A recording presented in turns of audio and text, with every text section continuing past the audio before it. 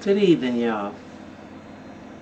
You know, it is really a shame when people are so brainwashed, so, how should I say, so, mm, yeah, brainwashed, that they allow other folks to make up their minds for them, other folks uh, dictate to them who they should listen to, who their friends should be, uh, who is the right Negro to listen to, who is not your friend, who is your friend.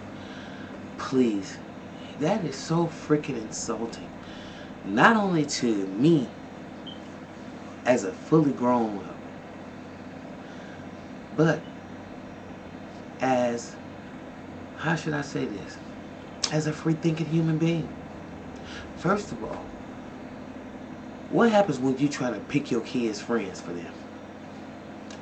9 out of 10 times, if you don't allow them to have some uh, control, should I say, or even the illusion that their friend is their friend, they're going to reject whatever you say.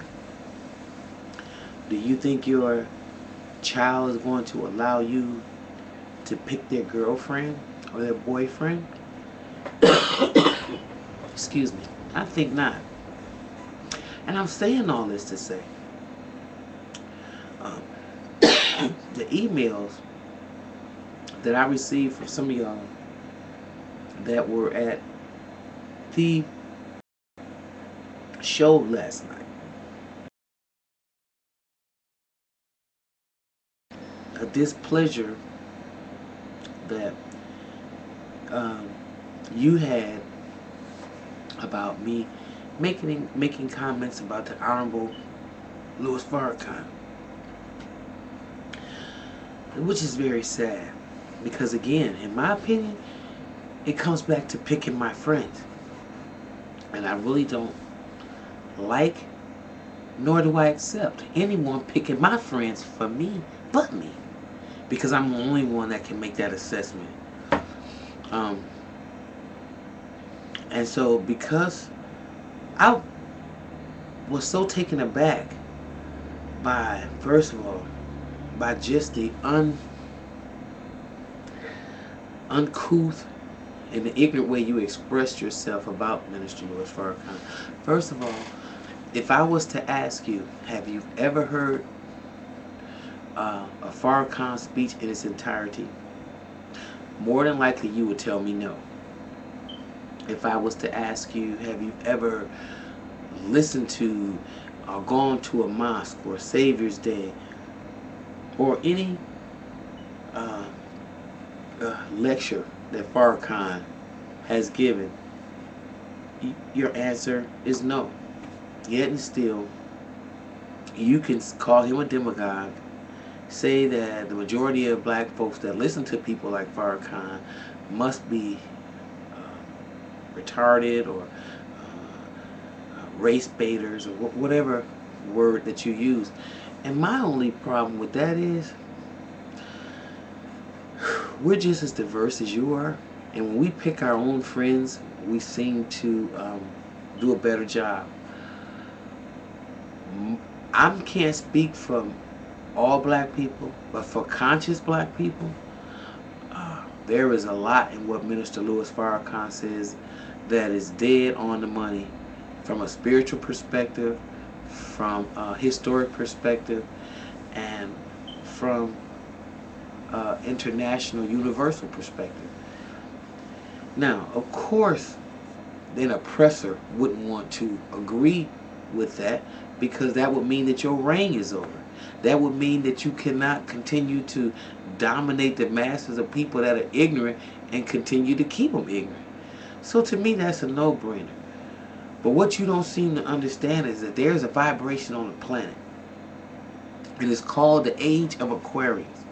And what that happens is it ushers out a period of the old and it brings in a new.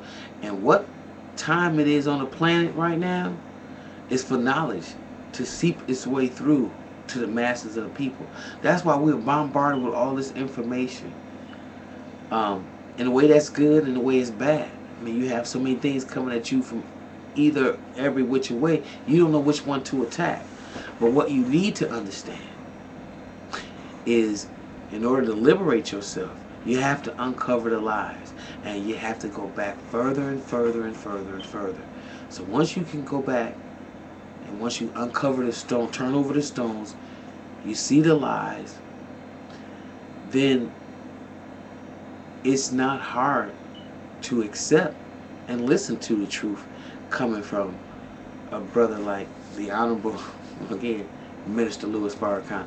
As a matter of fact, and since you were so upset in your email, I thought I'd pay homage to you for that and show you just how much I love the Minister Louis Farrakhan. Look at this. This is myself and the Minister Louis Farrakhan together. In fact, you might not notice him without a bow tie and stuff on, but there he is right there. Can you see it? I don't know if you got a good grip of that. That's the Honorable Louis Farrakhan right there. And that's me. And I'm proud of it.